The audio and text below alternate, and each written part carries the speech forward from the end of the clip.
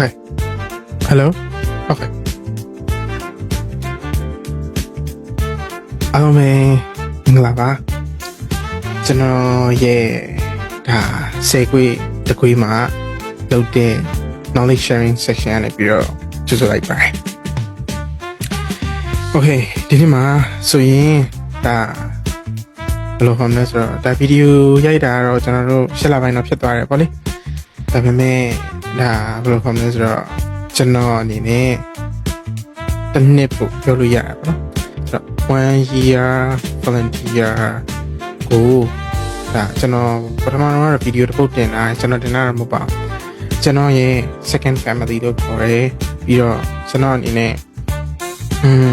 အများကြီးပြောင်းလဲသွားပါတယ်ဆိုတော့ဒါ organization တစ်ခုကတင်တာပေါ့နော်ဒါကဘာလဲဆိုရင် Econova လို့ခေါ်တယ်ဒါအားလုံးလည်းကျွန်တော်ရဲ့ဒါဘယ်လိုခေါ်လဲYouTube channel မှာကျွန်တော်ပြောပြပါတယ် Econova ပဲဖြစ်တယ် network တဲ့စသဖြင့်အဲ့တော့တစ်ခါပြောပြတယ်ဒါပေမဲ့အဲ့တော့ပြောပြတာအဲ့တော့အကြောင်းလေနော်အခုကျတော့မတူညီတဲ့လူတစ်ယောက်ကပြောတဲ့အကြောင်းဖြစ်မယ်ထင်တယ် Okay ဆိုတော့ကျွန်တော်တို့စားလိုက်ရအောင်ဆိုတော့ကျွန်တော်ဘယ်လိုမျိုးပေါ့ပထမဆုံးစကြင်တာကတော့ကျွန်တော်ဘယ်လိုမျိုး podcast department တွေကိုဝင်ရောက်လာတာလေ podcast department တွေကိုဘယ်လိုမျိုးဒါ member တယောက်အနေနဲ့ဖြစ်လာတယ်ပြောရမယ်ဆိုလို့ရှိရင်တော့ဟိုဘယ်လိုခေါ်မလဲဇန်လန်နေရတော့အများကြီးပဲဗျပထမဆုံးကျွန်တော်ဒါ HR ပဲစမှာဘာကြောင့်လဲဆိုတော့ကျွန်တော် department ကိုဝင်သွားတဲ့အချိန်မှာကျွန်တော်ဒီ HR အနေနဲ့စခဲ့တာဖြစ်တဲ့အတွက်ပေါ့နော်ကျွန်တော် HR အဲ့လိုမျိုး join ပြီးတော့ maybe batch တစ်ခုစားတော့ဖြစ်မဲ့တယ် batch တစ်ခုစားတော့ဖြစ်သွားပြီးတော့အဲ့လိုမျိုး join ပြီးသွားတဲ့အချိန်မှာ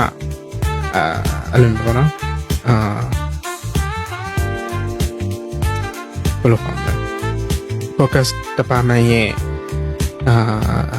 focus ဆိုတဲ့ဥစ္စာကြီးဖြစ်လာပဲပေါ့ဗျာအဲ့လိုပဲပြောမှာပေါ့ focus ဆိုတဲ့ဥစ္စာကြီးဖြစ်လာတယ်ပေါ့အဲ့လိုမျိုးဖြစ်လာဖို့အတွက်ကဒါအားလုံး member နဲ့တိုင်ပင်လိုက်တယ် focus ဆိုတဲ့ဥစ္စာကို introduce လုပ်မယ်ဆိုပြီးတော့စဉ်းစားလိုက်တယ်ပေါ့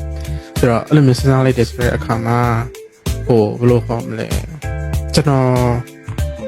ဘယ်လိုဆုံးဖြတ်ချက်နဲ့များဘယ်လိုမျိုးကြောင်းနဲ့များ focus တွေဝင်သွားပြီးကိုကိုရိုင်းနဲ့တော့မသိဘူး။ဘာကြောင့်လဲဆိုတော့ကျွန်တော်ကအဲ့ department တွေကိုအဲ့ department ဆိုတာကအဲ့ industry တွေကိုခြေစုံပြုတ်ဝင်လိုက်တာ။ Okay ဘာကြောင့်ခြေစုံပြုတ်ဝင်လာလဲ။နေစရာတစ်ခုတော့ရှိရပါ။ကျွန်တော်ကိုကိုရိုင်းနဲ့ကိုကကျွန်တော်မှအားသာချက်တစ်ခုရှိရလို့ထင်တယ်။အဲ့ဒါဘာလဲလို့မေးရင်ဘယ်လိုခေါ်မလဲ public speaking ကောင်းတယ်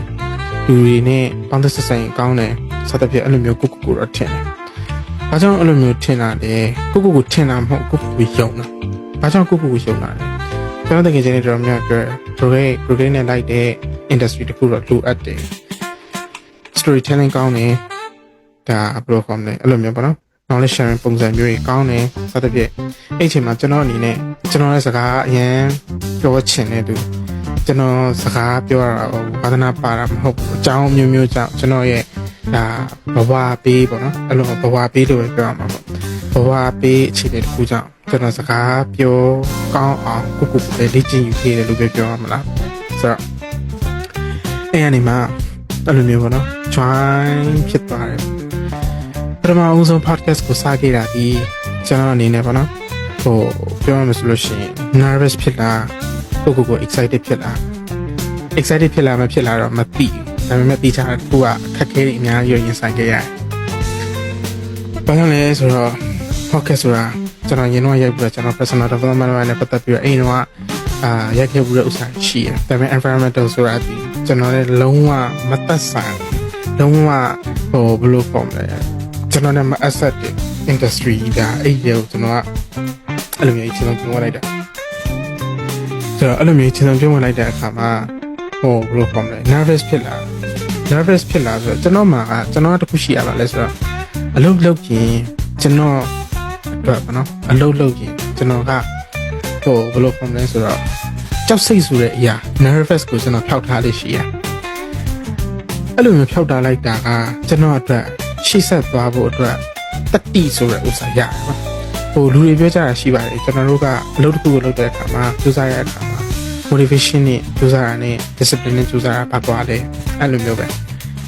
ကျွန်တော် motivation နဲ့ကြိုးစားခဲ့ရမှာပေါ့ကျွန်တော် discipline တခုနဲ့ကြိုးစားခဲ့ရဆိုရင်ပုံမှန်ပဲထင်တယ်ဘာကြောင့်လဲဆိုတော့ကျွန်တော်ကဖြစ်ချင်တယ်လုပ်ချင်စိတ်ရှိတယ်ရကိုရရမယ်ဖြစ်ကိုဖြစ်ရမယ်အဲ့လိုမျိုးစိတ်နဲ့ကျွန်တော်သွားခဲ့ဆိုတော့အဲ့လိုမျိုးသွားခဲ့ရတဲ့အခါမှာဘာဖြစ်လဲလို့မင်းဘယ်လိုခေါ်လဲစစချင်းပေါ့စစချင်းကျွန်တော်နဲ့ partner work partner တယောက်လို့ပြောလို့ရမှာပေါ့နော်ဆိုတော့ work partner တယောက်ဖြစ်တဲ့သူညီမလေးနာမည်တော့ထည့်ပြောလို့မပြုပါဒါညီမလေးနဲ့လည်းအကူကရင်းနှီးခဲ့ဥတဲ့တကယ်ချင်းတယောက်ဒါ maybe ညီမလေးနဲ့ဆိုရင်မနမတယောက်လို့ပြောလို့ရတယ်ညီမလေးခင်ချီပြတတ်ပါနော်ဒါတို့တော့ကျွန်တော်မိထားလို့မရအောင်ဘာကြောင့်လဲဆိုတော့ focus department ရဲ့အစ focus ဆိုတာ focus journey ရဲ့အစအားကြောင့်ကျွန်တော်ခဏခဏပြောလို့ရှိပါတယ်ကျွန်တော်ဒီဟိုပါဆိုလို့ရှိရင် focus မှာဆိုလို့ရှိရင်ဘယ်တော့မှအစတွေကိုမမေ့ပါနဲ့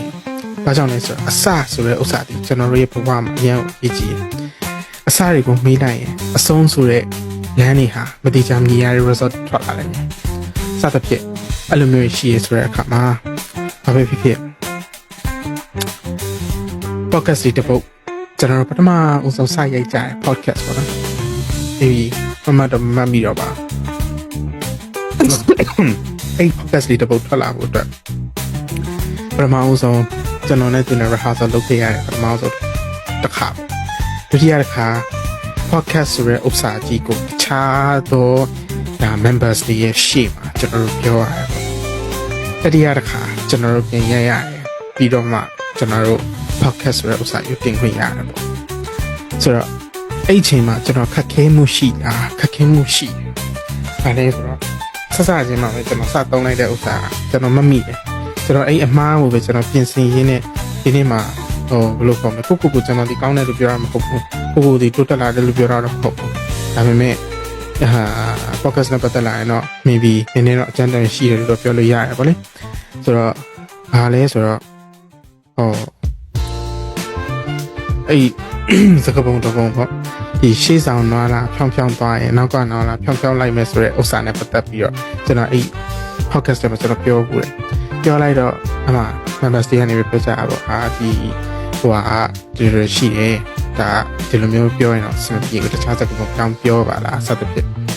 အဲ့ဒီအချိန်မှာကျွန်တော်ဒီပြောင်းပြောလိုက်တယ်ပြောင်းပြောပြီးသွားတဲ့အချိန်ကနေစပြီးတော့ကျွန်တော်သိတတ်တာတစ်ခုရှိတယ်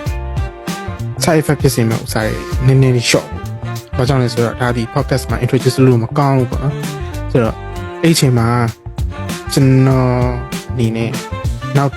ပိုင်းဒီ podcast တွေမှာစပြီးတော့ကျွန်တော် format တစ်ခုချလိုက်တယ်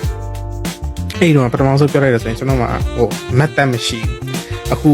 ကျွန်တော်တို့ podcast department မှာသွားနေတဲ့ format ရှိဘူးဆိုတော့အဲ့လိုမျိုး format တွေလည်းမရှိဘူး method တွေလည်းမရှိဘူးဆိုတော့အဲ့လိုမျိုးမရှိကြဘူးပေါ့နော်ဆိုတော့အဲ့လိုမျိုးမရှိရဆိုတဲ့အခါမှာဘယ်လိုခေါ်မလဲဆိုတော့ပထမဆုံး experience ကပဲဒီနေ့ဒီချိန်မှာဘယ်လိုခေါ်အများကြီးတင်ယူသွားစေရပေါ့ဆက်စချင်းမှာငါဘာပြောနေမှမသိဘူးကိုလည်းမသိဘူးဘာလို့လုပ်နေမှလည်းမသိဘူးကိုလည်းမသိနားမလဲဘယ်လိုသွားနေမှလည်းမသိဘူးဘာလို့လုပ်နေမှလည်းမသိဘူးဘာလို့ introduce လုပ်နေမှလည်းမသိဘူး environment ဆိုတာလည်းဘာလည်းမသိဘူးဘာဆိုဘာမှမသိဘူးဒါပေမဲ့သိရတခုရှိရဲ့ကိုဒီအချိန်မဖြုံးတာတခုလည်းကျွန်တော်သိရဆိုတော့အဲ့လိုမျိုးသိရဆိုတဲ့အခါမှာဘာပဲဖြစ်ကျွန်တော်တို့ဒီဘယ်လိုခေါ်မလဲကိုယ်တိုးတက်တယ်ပေါ့တိုးတက်တယ်ဆိုတဲ့ဥစ္စာကိုကသိရဆိုတဲ့အခါမှာကျွန်တော်ရှေ့ဆက်သွားခဲ့တယ်ပေါ့နော်ဆိုတော့ဘယ်ဟာကအမှမေးစရာတခုရှိရပေါ့ဘယ်ဟာကကျွန်တော်ကို continue ပေါ့နော်ဆက်ပြီးတော့သွားစီခဲ့ရတယ်ဒါဟာရှင်းရှင်းနေပါပဲဆက်ပြီးတော့သွားစီခဲ့တာဒီကျွန်တော်တယောက်တည်းခွန်အားနဲ့မဟုတ်ဘူးကျွန်တော် team members တွေရဲ့ခွန်အားတွေအများကြီးပါတယ်ဆိုတော့ကျွန်တော် team members တွေအကြောင်းကျွန်တော်နောက်ပိုင်းကျရင်ပြောပါမယ်ဘယ်လိုခေါ်မလဲဆိုတော့ podcast ဆိုတာဒီပြောမှဆိုလို့ရှိရင်ကျွန်တော်အခုမှမပါဘူးအရင်ပြီးခဲ့တဲ့နှစ်ထဲပါနော်စပြီးတော့သွားရဆိုတဲ့အခါမှာကျွန်တော်တို့300တွေသွားကြရဲအဲ့လိုမျိုး300တွေသွားတဲ့အခါမှာကျွန်တော်တို့တယောက်တည်းနဲ့ podcast တစ်ခုကြီးဖြစ်လာတာမဟုတ်ဘူးဗျာဒီလား ဆိုတော့အဲ့လိုမျိုးဖြစ်လာတာမဟုတ်တဲ့အတွက်ကြောင့်ကျွန်တော်အနေနဲ့ကokay ကျွန်တော်အနေနဲ့ဘာလုပ်လို့ရမလဲဘယ်လိုမျိုးတွေငါ members တွေကိုလုပ်ပြရမလဲဒါခါလေးကြားလို့ရှိရင်တော့ maybe စကားနားမထောင်တာဘာညာကြောင့်စိတ်ညစ်ရတဲ့အခါရှိရပါတော့ဒါပေမဲ့လည်းစိတ်ညစ်တယ်ဆိုတာခဏပါကျွန်တော်ရဲ့ members တွေကအရင်ချစ်ဖို့ကောင်းပါတယ်အားကြောင့်လဲဆိုတော့ဘယ်လိုဖော်မလဲအဲ့လိုပဲပေါ့နော်စိတ်ချမ်းသာအောင်ထားတယ်ဘယ်လိုပဲပြောရမှာဆိုတော့ members တွေအကြောင်းတော့ကျွန်တော်ဘာမှဖြစ်ခင်အမှဖြည်းဖြည်းပါနော်ကျွန်တော်လောက်ရင်လည်းမှာဒီ podcast ကို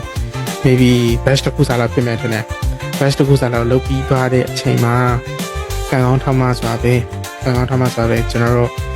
founding members တွေရှိရပေါ့ဗျာ founding members တွေကနေပြီးတော့မှကျွန်တော်တကယ်စီတယောက်လည်းရှိရအဲ့ဒီမှာဘေးနားမှာထိုင်နေအဲ့ founding members တွေကနေပြီးတော့ကျွန်တော် offer ပေးစီရရှိလို့ဆိုပြီးတော့ကျွန်တော်အဲ့ဒီကတယောက်ကလာပြောတယ်လာပြောရင်းနဲ့မှဘယ်လိုခေါ်မလဲကျွန်တော်ဘာ offer လဲပေါ့သိရမလားဘာကြောင့်လဲဆိုတော့ maybe offer ဆိုတဲ့ဥစ္စာ offer ဆိုတဲ့စကားလုံးကြီးနဲ့ကျွန်တော်ဘဝမှာကြီးကြီးကျယ်ကျယ်အလောက်ထိဖြစ်ခဲ့တာမရှိဘူးဆိုတော့အဲ့လိုမျိုးမရှိရဆိုတဲ့အခါမှာအမှဇုံမီတင်နေဝင်သွားအိန္ဒိယမမှန်ရပါပဲဇုံမီတင်နေဝင်သွားအခုတဲ့ညီမတို့ဘက်ကနေ offer ပေးစရာရှိတော့ပါဘာလဲပေါ့ကျွန်တော်နားထောင်နေနေမှာအခုတဲ့ focus department နဲ့အဲ့လိုမျိုးပေါ့နော် head position ပေးမယ်ဘယ်လိုပဲပြန်အဲ့ဒီချိန်မှာလေအဲ့ဒီချိန်မှာကျွန်တော်ရဲ့ခံစားချက်ကျွန်တော်ဘယ်လိုပြပြအခါမှမထင်မှတ်ထားတကယ်ကျွန်တော်ဒီလိုမဖြစ်လာမယ်လို့ကျွန်တော်ကိုလုံးဝမထင်တာ